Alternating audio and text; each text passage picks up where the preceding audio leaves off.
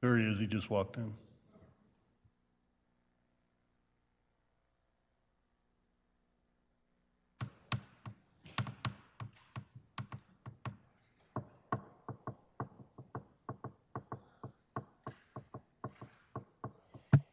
Governor, it's Zach Conan. Sorry about the delay. How are you? I'm good. Can you hear me okay? Yes, sir. Let me know when you're ready, Zach. I'm great. All right, I'll call to order the State of Nevada Board of Finance scheduled for today, August 20th, 2025, the time being 10:02 a.m. And we will start with the roll call. Ms. Hoover. Good morning. Governor Lombardo, Present. Treasurer Conine, Here. Member Navarro. Present. Let the record show that Controller Matthews and Member Edwards are excused and that we do have a quorum. All right. Moving on to agenda item number 2, the first opportunity for public comment. Comments from the public are invited at this time pursuant to NRS 241-0203D7.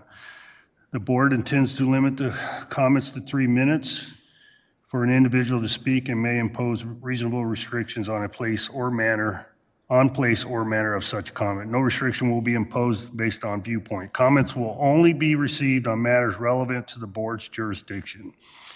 The board may discuss, but is precluded from acting on items raised during the public comment that are not on the agenda. Do we have any public comment there in Las Vegas? No, Governor, a lot of listeners, no talkers. Hey, you guys know that state government takes place here in Carson City.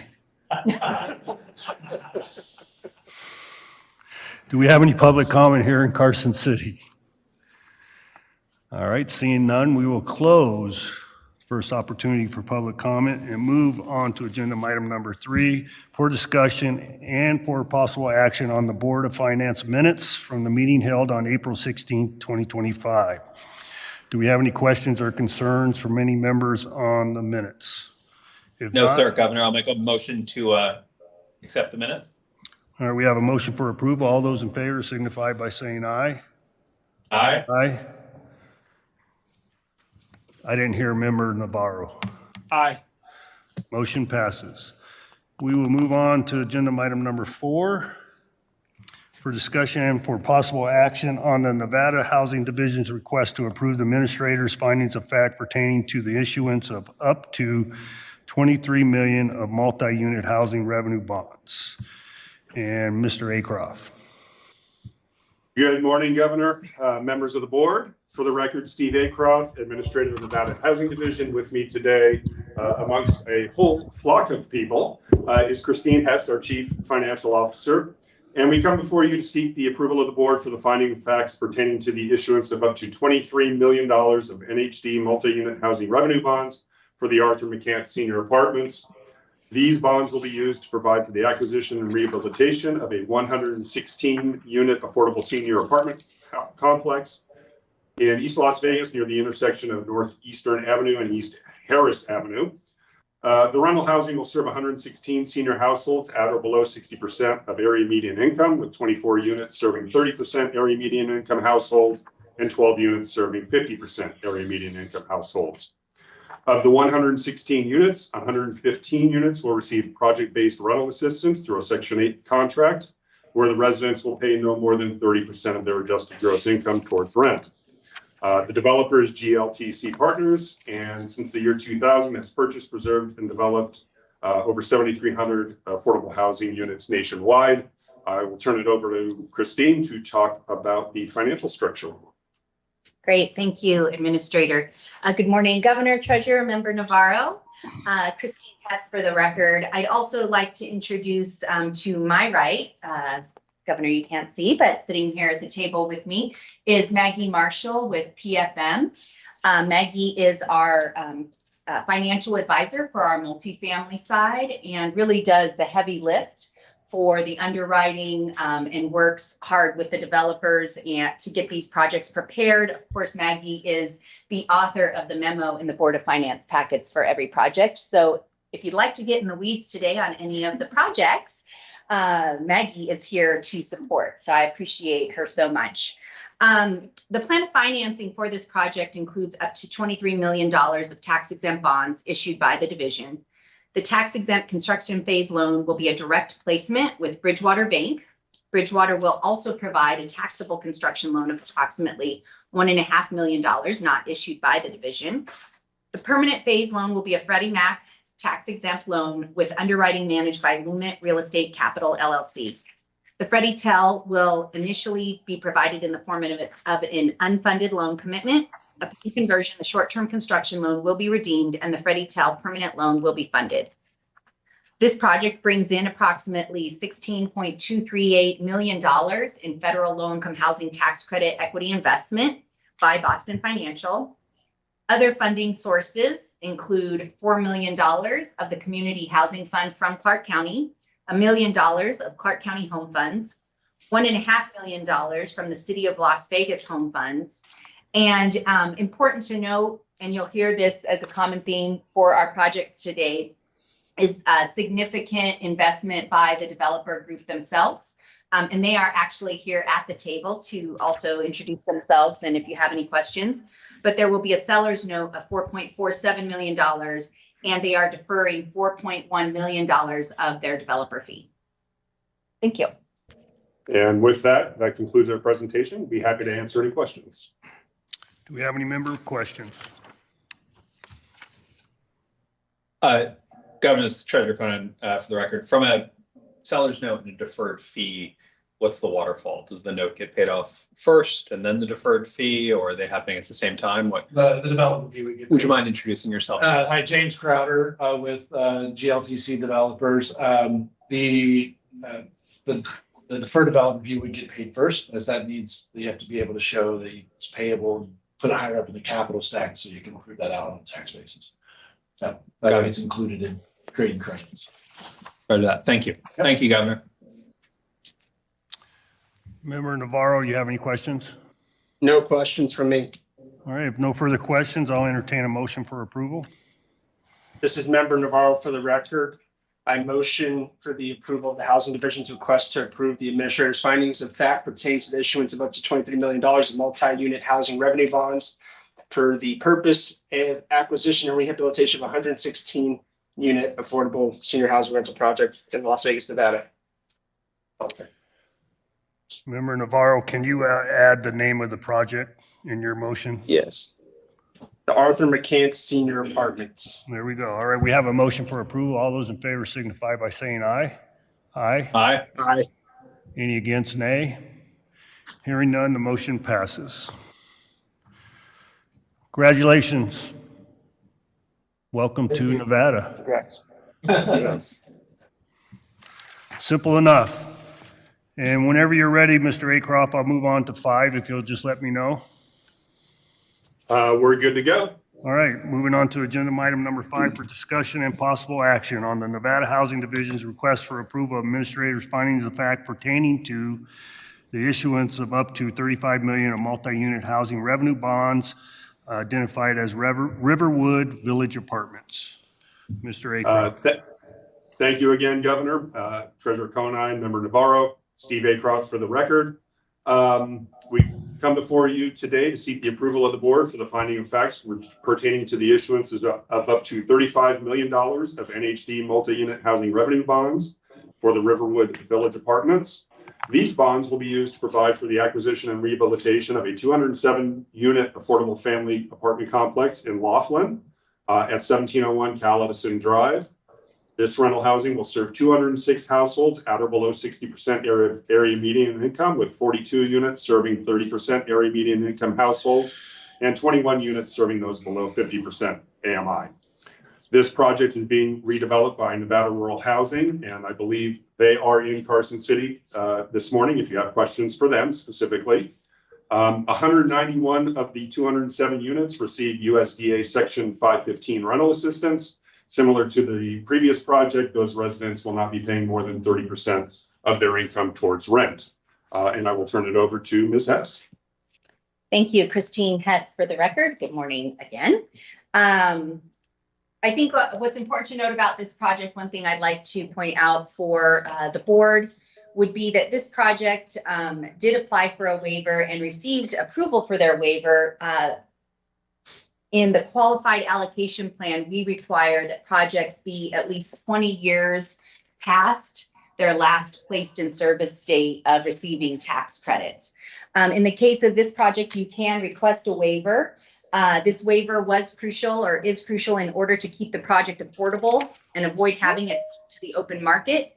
And the project falls also under the exception specified in the QAP for projects that may be at high risk of going to market rate. So the division granted this waiver for this project. The plan of financing includes a direct placement of the debt issued with JPMorgan Chase not to exceed $35 million issued by the division. The permanent phase financing will be initially provided as an unfunded loan commitment of approximately $18.3 million. And upon conversion, Chase will identify an institutional investor, and proceeds of the permanent phase loan will be used to fully redeem the construction phase loan.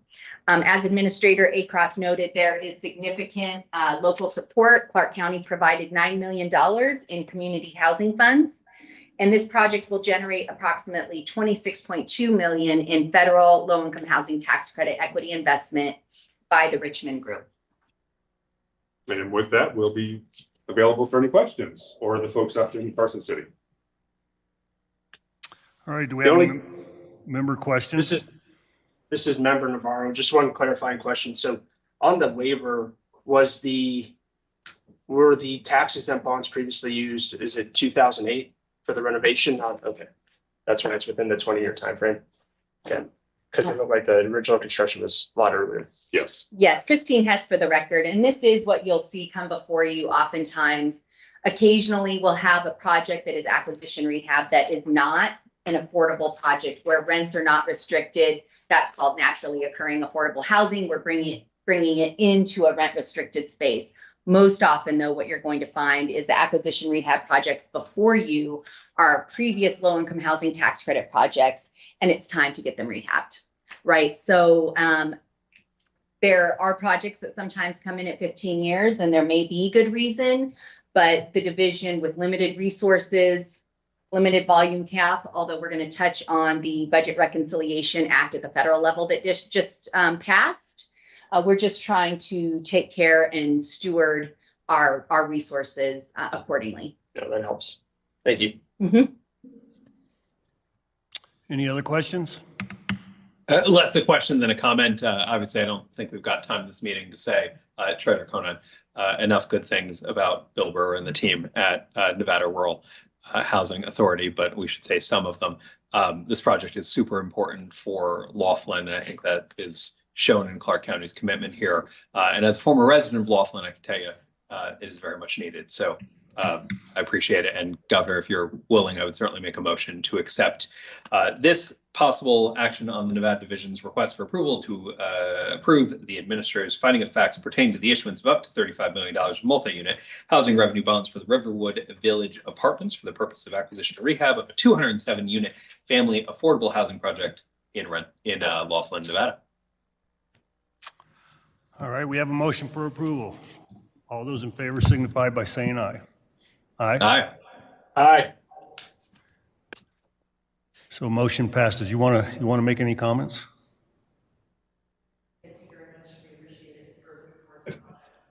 Did you guys hear that?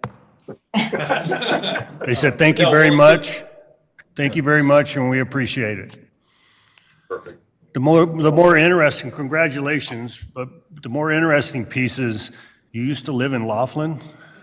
Yes, sir. Cut my teeth in gaming in Laughlin. Oh, you did? Interesting. Yeah, the Golden Nugget Laughlin. It's now a Bubba Gump's shrimp company, which makes me feel very strange. Were you a waiter? No, sir. Oh, okay. I won't ask any more questions. Thank you. All right, we'll move on to agenda item number 6 for discussion and possible action on the Nevada Housing Division's request to approve the administrator's findings of fact pertaining to the issuance of up to $28.6 million of multi-unit housing revenue bonds for the Prospector Apartments in downtown Reno. Mr. Acroft. Thank you again, Governor, and for the members of the board. Steve Acroft, Administrator of the Nevada Housing Division. We come before you today to seek the approval of the board for the finding of facts pertaining to the issuance of $28.67 million of NHD multi-unit housing revenue bonds for the Prospector Apartments. These bonds will be used to provide for the new construction of a 136-unit affordable family apartment complex in Reno, near the intersection of Record Street and Evans Street, in the little triangle with 4th Street in downtown Reno. The rental housing will provide affordability restrictions to 136 households. 11 units will be at 30% AMI, 107 units at 60% AMI, and 18 units at 70% AMI. This project will be both using state tax credits and division gap loan. Ms. Hess will comment on that. And the development group is led by Ulysses Development, and this is their second project before the Board of Finance here in Nevada. Christine? Great. Thank you so much, Administrator. Christine Hess for the record. So the financing structure for this project includes a direct bond purchase by Citibank. The division will issue up to $28.67 million in tax-exempt bonds, which will be reduced to approximately $18.5 million following construction completion and conversion to the permanent phase. Citibank will also provide approximately $5.9 million as a taxable construction loan.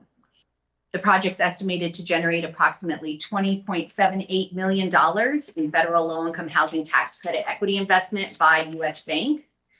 Other funding sources, as Administrator Acroft noted, include $2 million in Nevada transferable state tax credits. That is the amount that this project qualifies for. We authorize the state tax credits based on unit count. So they were able to qualify for $2 million in state tax credits with a gap still in their capital stack. The division came forward with $5 million of our gap loan. Additionally, the city of Reno, also very invested in this project, has a $2.775 million seller note, and the developer is deferring $6 million of their developer fee. Again, significant equity investment by the developer. And Ulysses is here in Las Vegas in the room if you have any questions. All right, do we have any questions of Ulysses? They're in basic Las Vegas. No questions, Governor. Just a thank you to them for continuing to do work in Nevada. The first project they picked up in Reno was probably the hardest piece of geographic work I've ever seen, but they hustled through it. And so excited to hope this one goes a little bit less expensively for them, but really appreciate that they're still here. Thank you for those comments, Zach. Can you provide a motion? I'd love to. I'll make a motion to approve the administrator's finding of facts pertaining to the issuance of up to $28,670,000 of multi-unit housing revenue bonds for the Prospector Apartments for the purpose of new construction of a 136-unit family affordable housing rental project in Reno, Nevada. All right, we have a motion for approval. All those in favor signify by saying aye. Aye. Aye. Did I get both of you there? I didn't hear. Yes, sir. Okay, motion passes. Congratulations, Ulysses, and good luck on the next project. Hopefully it won't be as difficult.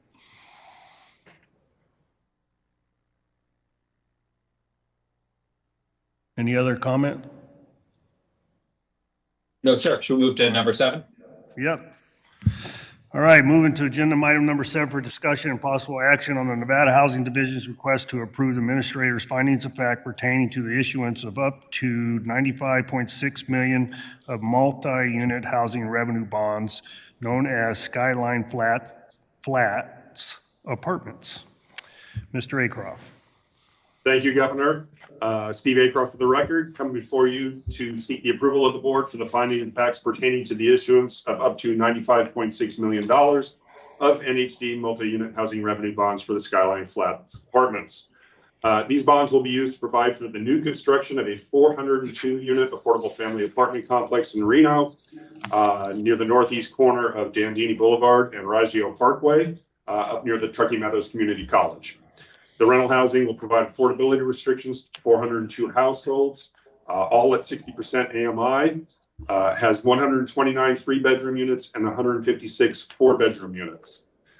Project is located on a 58-acre site, so much like we were talking about with the Ridge, there are some challenges with the landscape up there, and we'll also be using state tax credits and a division gap loan. The development group is led by Dominion Development. If this sounds familiar, this item was approved previously at the Board of Finance in December of 2024, but because of modifications to that plan of finance and a $5 million increase in the bond ask, we are seeking reapproval today. That's why it's on today's agenda also. And I will turn it over now to Christine Hess to talk about those changes and the new financial structure. Yes, thank you, Administrator Acroft. Christine Hess for the record. If you will recall, the original plan of financing for this project had only $3 million in Nevada transferable state tax credit as any of the state provided resources. So what you're going to hear today is really how their capital stack shifted, and we'll talk a little about why. If you want to go into the weeds, this is a great project to do that with, and I'm glad to have Maggie here, bond counsel here even. It's definitely a complex project, but at 402 units, certainly a priority for the division to get this project moving. We're happy to have an additional 402 units come online in Nevada.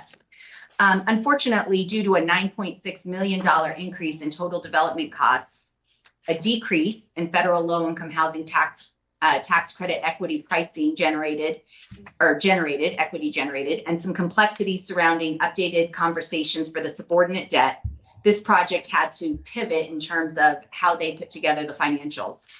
The project is anticipated to close in November, And closing calls are actually ready to commence upon Board of Finance approval. I'm pretty sure Dominium here would like us to start like this afternoon. We've been holding them off until after this board meeting. The updated plan of finance proposes a separate construction and permanent loan. The construction phase loan will be issued as a public offering underwritten by Barclays. The division will issue $95.6 million of variable rate demand bonds, which will be secured by a letter of credit from Barclays.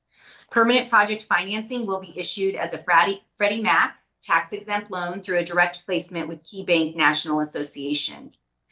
This project will generate approximately $71.7 million in LIHTC equity by U.S. Bank. As I mentioned before, other sources of funds include the Nevada's transferable state tax credits. We have increased their award to $4 million, which was a change in the 2025 QAP. Because of the project size, they would qualify for now $4 million in state tax credits. We are also pairing those tax credits with $5 million of a division gap loan. And the developer is deferring $16.6 million. With this project, I think a couple things to point out would be the significant bond ask of $95.6 million. It's not lost on the division that it's a big ask. Again, it's a big project. We can certainly take questions on the project, and maybe that comes first, Governor. But I would like to utilize the opportunity to discuss the recent changes at the federal level and what that will mean in the future. The changes at the federal level have provided the opportunity that, and I'll use a very simple way of describing it, and Matt here can also give us an overview as well. But essentially, this project could qualify for the same amount of federal low-income house tax credit, low-income housing tax credits, with half the amount of tax-exempt bonds going forward. The Housing Division, however, is not rushing with the legislation that was passed with the Budget Reconciliation Act that allowed for this change, and we're anticipating implementation in 2026. We just don't want to jeopardize any projects. Additionally, this project will close before the end of this year, so they would not be able to utilize less tax-exempt bonds. And I don't know, Maggie, if this is a time for you to talk about that. And Governor, I don't want to interrupt the flow of questions, but we'd like to also discuss how that may look for this board in the future as well, very high level with some of the experts in the room. Sure, go ahead. Great. Well, I think, thank you, Christine Hess, for the record. Board members, I think the legislation that was passed was very significant in the affordable housing world. In some ways, what it could mean is you're going to see twice the amount of multifamily projects come before you, which would be amazing in Nevada because we have such a shortage of affordable housing. Likely that's not the case because we have limited resources to close the gap. And we also want to make sure we invest in our single family program and bring first time home buyer interest rates as low as could be. But Maggie, I don't know if you can give a quick overview of the change of 50% to the 25% test that might be helpful for the board members to understand and how we're thinking about recycled bonds. Sure. Maggie Marshall with PFM Financial Advisors. I will keep it as high level as possible for now, but happy to answer more specific questions. So currently we talk about the 50% test, which essentially means that 50% of the project costs, the eligible basis of the project, must be financed with tax exempt bonds. And that's a requirement that is looked at in the construction phase. So when we look at, the amounts that are being approved today, that represents at least 50% of this aggregate basis of the project. The change starting next year is that requirement is now only 25%. And I think, a number of states, and we haven't talked about the specifics, but it might not be exactly 25% that the division holds to. It could be something slightly higher than that. But as Christine mentioned, it kind of opens up the ability to finance or bring more projects through with, keeping the amount of private activity bond volume cap, the same. Do you want to go through recycled bonds now, or should we? I think you could just touch on it high level. Okay. So Christine mentioned kind of standing up a recycled bond program, and again, keeping it rather high level. You notice in many of the projects that the division describes, we talk about the construction phase loan, and then it downsizes to the permanent phase loan. And the difference between those two numbers, and I could use an example here, I guess, if I have one right in front of me, maybe I don't. Here, it's 23 million on this project. Right, so Example. this is Skyline, $23 million decrease from construction to permanent phase loan. That $23 million difference could be recycled within 4 years of the initial bond issuance. So there's a lot of requirements, and timing needs to line up, and there's kind of a lot of steps that need to take place. But in theory, that $23 million could be put into another project if the timing lines up, and if certain requirements are met. And those recycled bonds do not count towards the new 25% test. So in a way, it could be an alternative to taxable bonds or some other kind of financing gap that will allow projects to be able to make things pencil. And Treasurer Conan, for the record, it's 4 years from the issuance of the, Yes, but not when the state gets the cap. Correct. Okay, all right. So theoretically, it could be 7 years. after. Right. Okay. So it's 4 years from the initial bond issuance stage. And then the other kind of timing consideration there is that once that decrease happens, the $23 million, the partial prepayment, that $23 million has to be recycled within 6 months of the prepayment date. Okay. So there's a lot of moving pieces, and I think, Christine loves Gantt charts, so I think we'll. Yes. yeah. Christine has, for the record, I always mentally have a Gantt chart, Treasurer. The good news is, Governor, Treasurer, Member Navarro, the division does not do this work on its own. We'll be happy to know it's not Christine Hess sitting in her office in the Government Center in Carson City, Governor, doing this work. But with the help of Maggie Marshall with PFM, but also CFX, our financial advisor on the single family side. They have the expertise and are also working around the country with other housing finance agencies, and they'll be supporting us to stand up this new program. I mean, as you heard, 4 years from issuance, 6 months, it must be put to use after it's paid back. There's a lot of moving parts, a lot of complexities. It doesn't really work well the way the current rules work, but we must work within the current rules, and I don't know if Congress can change this quickly. Just saying. Well, I think so- we should all sit here until Congress sorts it out. So a lot of opportunity. Does the, Zach Conan, for the record, can you go from multifamily recycle into single family, or it's multifamily all the way through because of the initial decision? It needs to stay within the bucket. So we're already recycling bonds on the single family Right, side. that's why I wondered if we could We can do it on the multifamily side and have had the ability. Right. What we have not had is the turnover of those bonds. But because this board over the past few years has approved so many projects, we now have that churn, and we now have the ability to do that. So that's an important factor in this also. And then the last thing I'll mention to add on, you get one shot at this.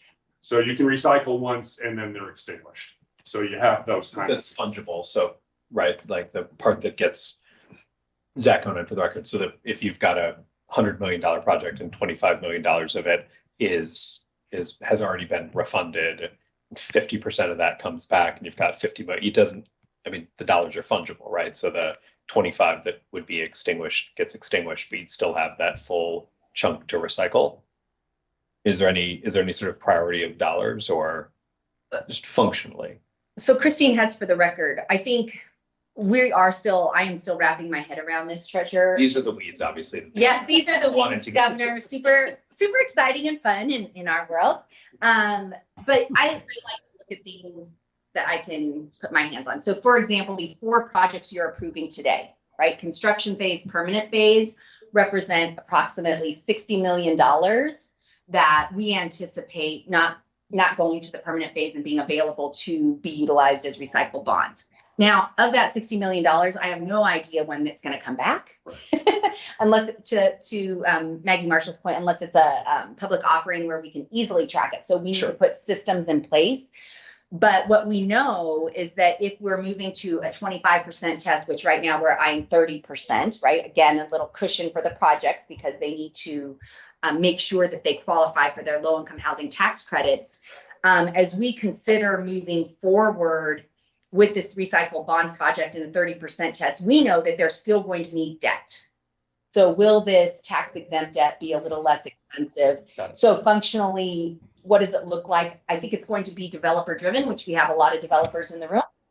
Some developers have said, can I just recycle my own bonds? That's a possibility, right? They know exactly when they're coming in. They have projects in their pipeline. So I think functionally how this look is definitely still to be determined, which is why we're also going to work with CFX for a framework and program implementation perspective, just to learn how others are also implementing. Thank you. Great. All right. Any further comment before I entertain a motion? Is Dominion in the room with you? They are, Governor. Can they come to the table?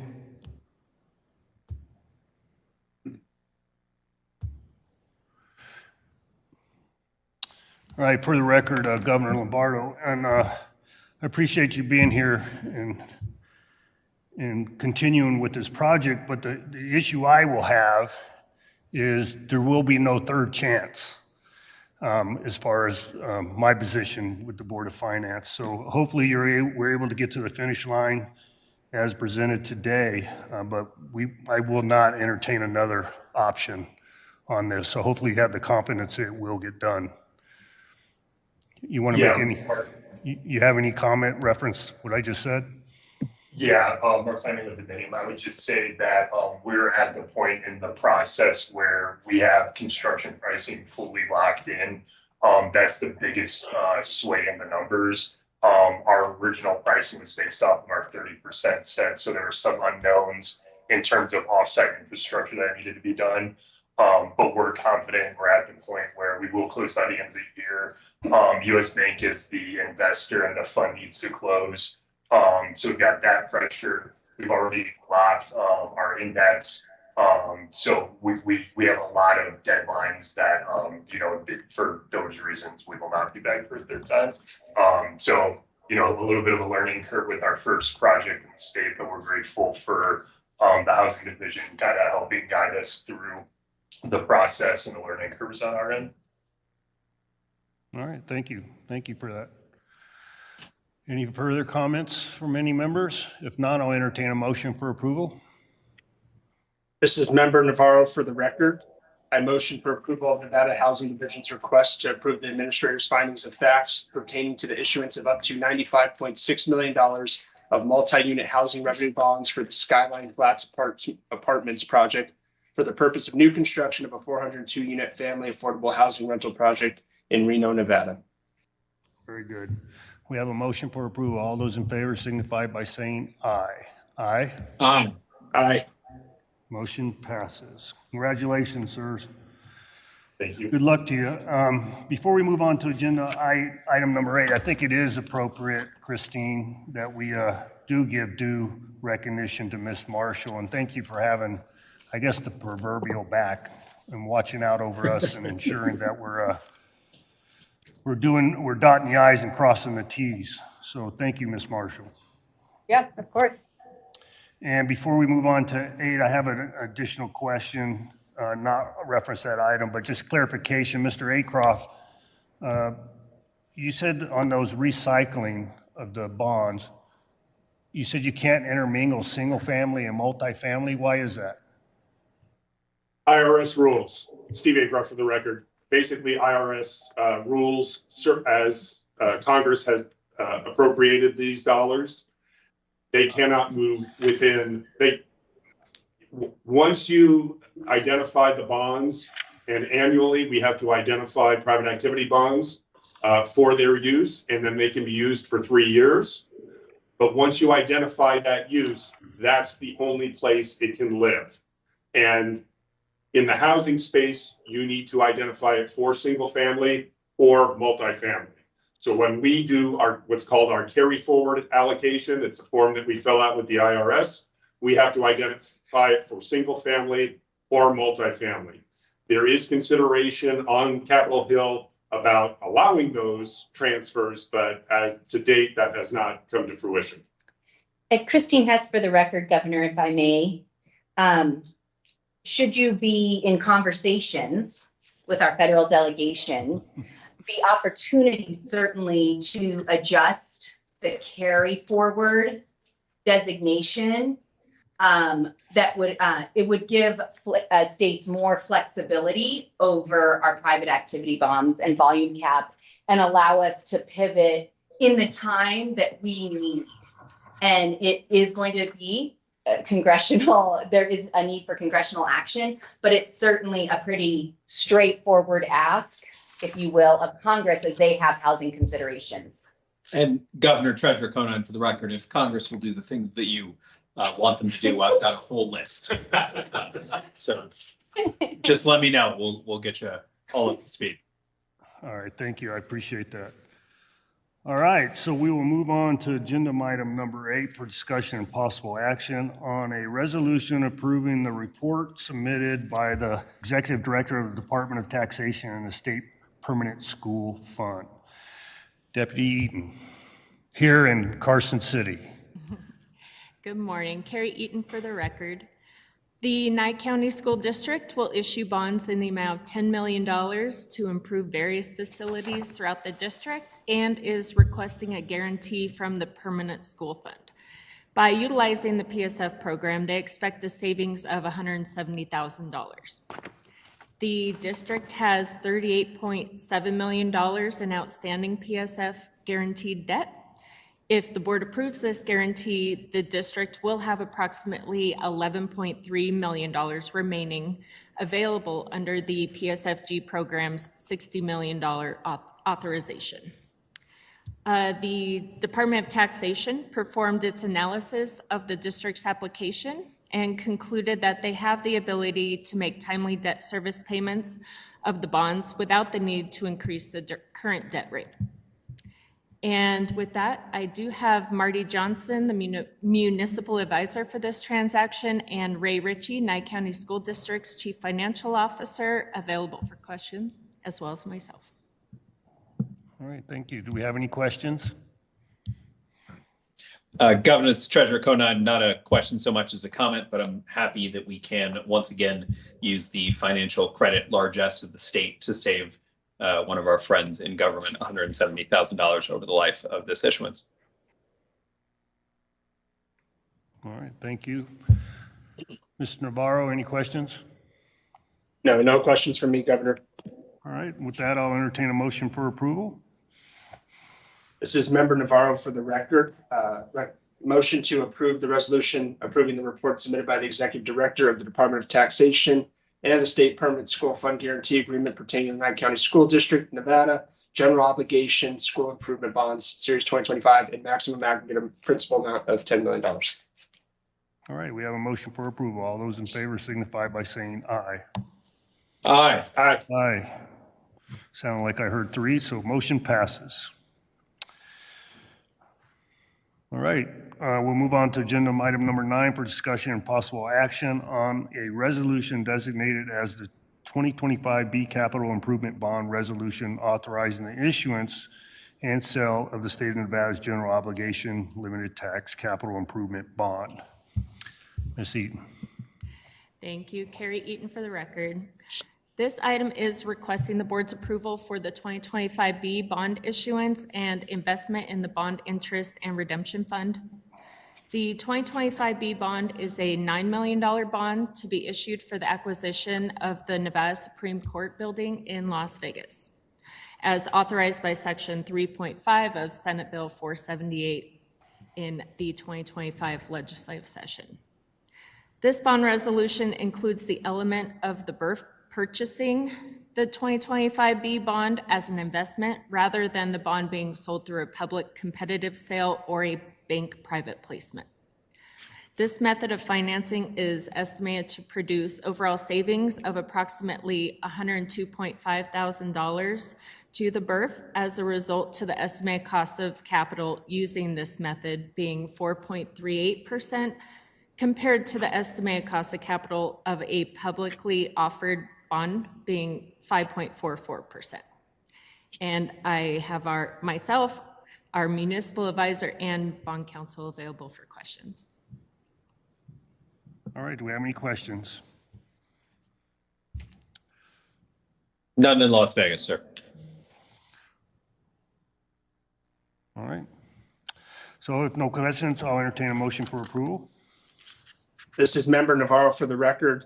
I motion for approval of the resolution designated as the 2025B Capital Improvement Bond Resolution, authorizing the issuance and sale of the State of Nevada General Obligation Limited Tax Capital Improvement Bond Series 2025B in the aggregate principal amount not to exceed $9 million, providing the purpose for which such bond is issued, the forms, terms, and conditions of such bond, and other details in connection therewith, providing for the levy and collection of annual general ad valorem taxes for the payment of such bond, approving the investment of monies in the consolidated bond interest and redemption fund of the state in such bond, and providing for other related matters. So I'll defer to the DAG. I'm sure that motion was sufficient. All right, we have a motion for approval. All those in favor, I'll signify by saying aye. Aye. Aye. Thank you, Member Navarro. Appreciate that.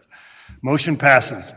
All right, we'll move on to agenda item number 10, which is an informational only item regarding the State Treasurer's quarterly investment report for the quarter ended March 31st, 2025. Deputy Hale. Good morning, Governor, and members Morning. of the Board of Finance. Members of the Board of Finance. For the record, Stephen Hale, Deputy Treasurer of Investments. Agenda item 10 is a report on investments as of March 31st, 2025. Going to the front page, page 154 of your packet shows the general portfolio AUM assets under management on March 31st, 2000 basis. Interest revenue for the general portfolio was $100 million. Page 155 of your packet shows the historical quarterly interest distributions from fiscal year 2022 to March 31st, 2025. The $100 million distributed is an $18 million improvement sequentially and a $2 million increase year over year. Again, skipping to page 157 of your packet, the top chart shows the general portfolio remains a well-diversified portfolio of high-quality assets with almost 50% combined in U.S. Treasury or U.S. agency securities. The bottom chart shows the portfolio was a little more weighted toward shorter maturities. However, we also took advantage of market volatility in the quarter and added a bit more 9 and 10-year U.S. agency notes at attractive rates. These will help performance if or when rates decline in the future. Page 158 shows our external manager slightly underperformed versus the benchmark by 5 basis points in the March quarter, but the performance since inception remains very good. Since inception, you can see this segment of the portfolio has outperformed its benchmark by 1.07% on an annualized basis. Moving to LGIP, page 160 shows the LGIP assets under management for March 31st was $2.9 billion, while the earned income return for the quarter was 4.43%. This was 18 basis points better than the blended benchmark yield of 4.25%. That concludes my report, and I would be happy to take any questions. Do we have any questions of Mr. Hale? No questions, Governor. Just a comment that this was the quarter where we broke $1.1 billion of investment returns since 2019, which is approximately 4.5 times greater than the sum of the state's performance life to date since the 1860s. So we feel pretty good about that, and it's all a credit to Stephen and his fantastic team of investment professionals who recently moved into an office that had a window. Congratulations. That is a big deal. So I started to say we're moving on up, but we appreciate the window. Yeah, with $1.1 billion, you could probably put your own window in. Well, historic buildings, Governor, we get in trouble. Well, thank you, Steve. I appreciate all the hard work and you and your office. So thank you for that. Thank you. All right, we'll move on to agenda item number 11 for discussion and for possible action on the treasurer's investment policies. Mr. Hale. For the record, Stephen Hale. There have been no changes to either the general policy or LGIP policy. We recommend approving as they currently exist. All right, any agreement or disagreement from any members on those comments? Not in Las Vegas. All right, none here. Thank you, Mr. Hale. And we'll move to the second opportunity for public comment. Do we have any public comment there? Governor, I'm so sorry. We do have to approve. Oh, I'm sorry, it's an action item. Sorry. So I'll entertain a motion for approval. This is Member Navarro. For the record, I motion for the approval of the treasurer's investment policies for the general portfolio and the local government investment pool dated July 2022. Thank you. All those in favor signify by saying aye. Aye. Aye. Motion passes. Thank you, Zach, for bringing that to my attention. All right, now we will move to agenda item number 12, second opportunity for public comment. Do we have any there in Las Vegas? Gosh, Governor, I think they're still getting their their gusto up. Maybe next time. I didn't understand what you said. What'd you say? They're still trying to marshal their courage. I'm hopeful by next time there'll be a lot of public comment. Do we need to give you a couple minutes? Anybody close? No, not close. Do we have any public comment here in Carson City?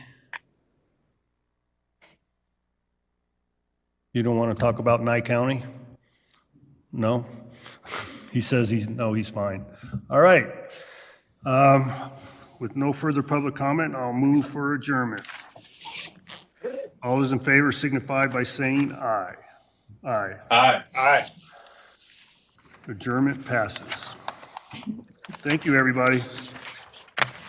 Thank you. Thanks, Governor.